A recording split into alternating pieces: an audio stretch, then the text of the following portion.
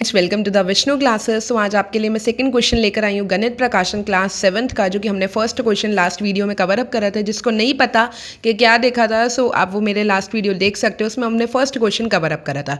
आज second question है। Second question में सिंपल लिखा है AOB and COD are intersecting lines. ये मैं वीडियोज़ में कवर अप कर चुकी हूँ। इंटरसेक्टिंग क्या होता है, नहीं देखा पीछे वीडियोज़ में जाओ। AOB और COD ये दोनों एक दूसरे को इंटरसेक्ट कर रही है, मतलब काट रही हैं। हमारे को क्वेश्चन कहता है कि फाइंड करना है आपको, क्या फाइंड करना है, H एंड K। हमारे को H और K की वैल्यू फाइंड आउट करनी है। तो बहुत सिंपल सा कंसेप्ट है। करना क्या है, सबसे पहले आप गिवन लिखो। गिवन में क्या लिखोगे, जो क्वेश्चन में कहा होता है। क्या कहा है क्वेश्चन ने, AOB and COD are intersecting lines. अब बच्चों आपका क्वेश्चन नहीं आना चाहिए कि मैम आप दोबारा क्यों लिख रहे हो। ऊपर मैंने क्वेश्चन लिखा है, यहाँ से मैं आंसर स्टार्ट कर रही हूँ। और टू फाइंड, अब हम गिवन के बाद क्या लिखते हैं, टू फाइंड। टू फाइंड में हमने क्या लिखना है, फाइंड करना है H एंड K। इसके बाद हम लिखेंगे सॉल्यूशन। अब बहुत सिंपल सा कंसेप्ट, देखो ध्यान से समझोगे आपको सब समझ आएगा। एक ये एंगल है, एक ये एंगल है। आमने सामने वाले एंगल होते हैं वर्टिकली अपोजिट एंगल। मैंने एक बार पहले भी बताई है वीडियो, जब स्टार्ट करा चैप्टर।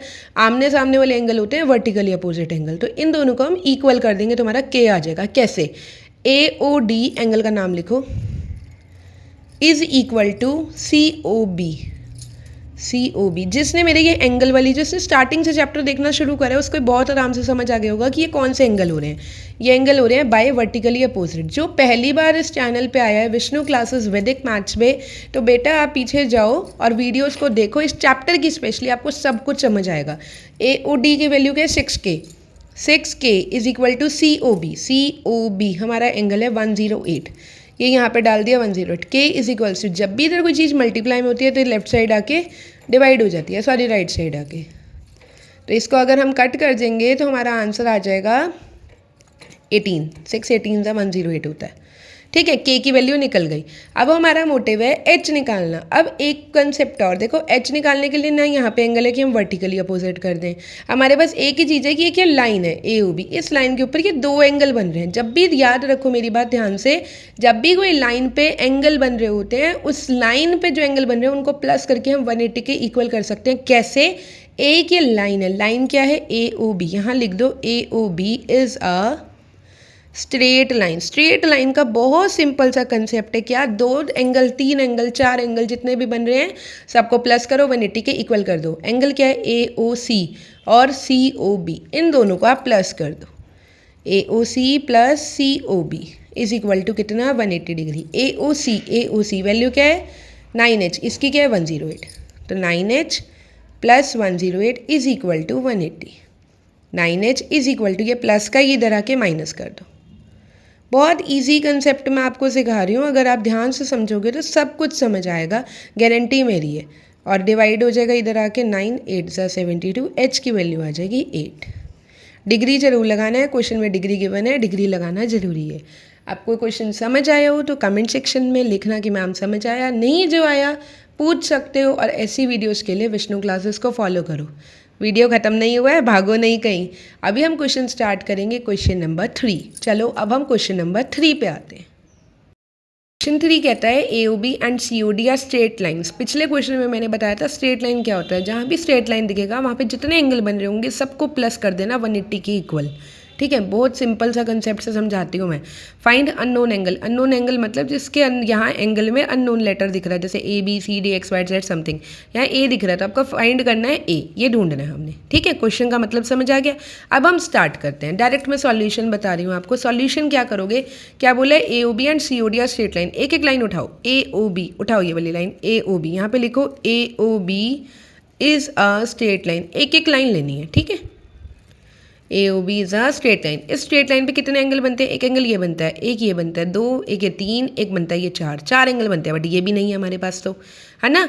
तो अभी हम इसको भी ढूंढेंगे, बट आप लिख सकते हो पहले AOB is a straight line लिख लो। क्या क्या नाम है एंगल के, AOE, ये एक एंगल बन गया, एंगल AOE प्लस इधर से देखो EOF प्लस FOD प्लस एक और बनता है DOB, angle DOB is equal to कितना, 180 डिग्री। अब सारे एंगल डालो, यहाँ पर A डिग्री है, फिर 30 है, फिर 40 है। ए प्लस 30 डिग्री प्लस इसका है 40 डिग्री प्लस ये पता ही नहीं क्या है, तो हम इसको D O B as it is लिख देंगे इक्वल 180। अब हमारे को ए फाइंड करना है, उसके लिए पर हमारे पास क्या होना चाहिए, डी ओ बी। अब ये ढूंढने के लिए थोड़ा सा जगह छोड़ दो, दोबारा क्वेश्चन करो। डी ओ बी कहाँ है ढूंढो, डी ओ बी हमारा यहाँ बनता है। डी ओ बी एक ध्यान दो कि सी ओ डी की लाइन पे भी डी ओ बी बन रहा है, और अगर हम ए ओ बी की लाइन देखें उस पर भी ये डी ओ बी बन रहा है ना।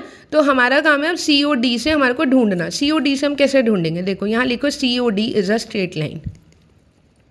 मैंने क्या बोला, क्वेश्चन ने कहा है कि स्ट्रेट लाइन है। जब भी स्ट्रेट लाइन होगा जितने एंगल बन रहे होंगे सबको प्लस करके 180 के इक्वल। सी ओ डी पे अगर आ जाओगे तो ये वाला C O B plus B O D, ये दो एंगल बन रहे हैं, इन दोनों एंगल को प्लस कर दो।